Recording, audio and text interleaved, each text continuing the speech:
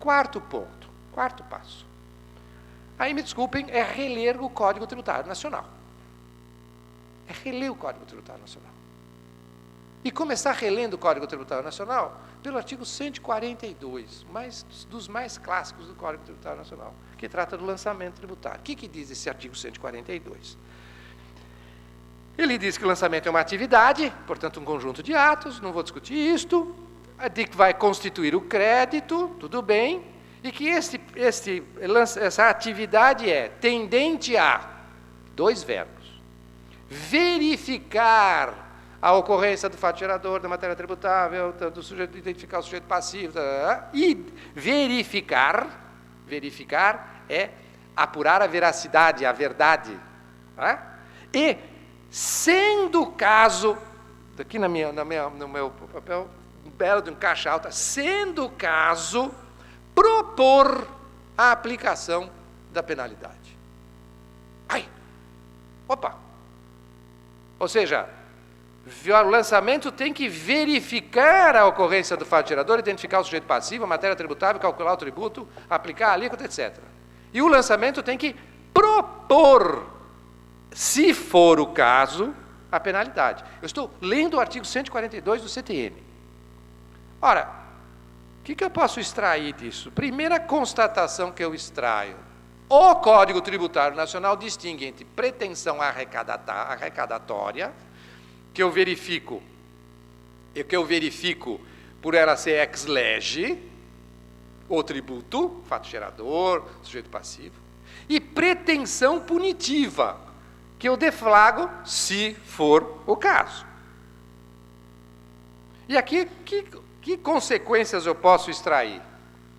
Eu extraio 6 consequências desse artigo 142. Eu não estou falando novidade nenhuma, tá? Desde 1966 publicado. Primeiro é que essas duas pretensões estão separadas pelo sendo caso. Portanto, eu posso ter situações em que não é o caso, e que existe a obrigação tributária, verificou-se o fato gerador, base de cálculo, sujeito passivo, mas não é o caso de aplicar a penalidade tributária. Não é, veja, eu não estou falando em perdão, em relevar multa. Eu estou dizendo em inexistência do pressuposto de aplicação da multa. Tá? Ou seja, não existe, pode existir pretensão arrecadatória e não existir pretensão punitiva. Essa é a primeira consequência importante. Segundo, a regra é a arrecadatória sem a punitiva. Porque ele diz, verifique sempre e proponha se for o caso. Portanto, é a exceção se for o caso. Tá? Portanto, essa é uma segunda consequência. Terceira consequência. O que o 142 manda o agente lançador fazer? Propor a penalidade. Logo, quem propõe não aplica. 4.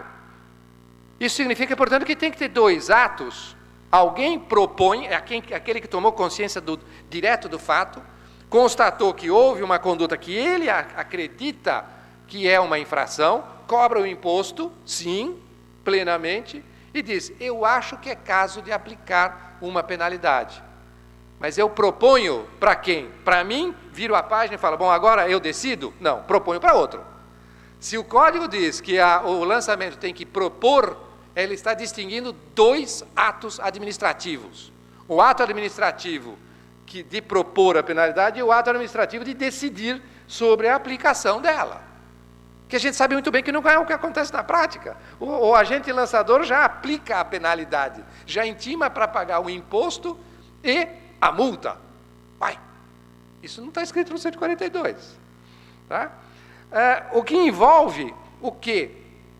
O que envolve no modelo do código o ato de aplicar e que em si implica um julgar.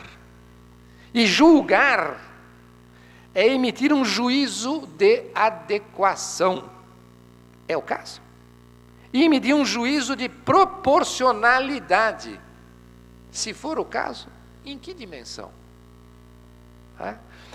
Ora, aqui o julgador pode entender que não é o caso de aplicar.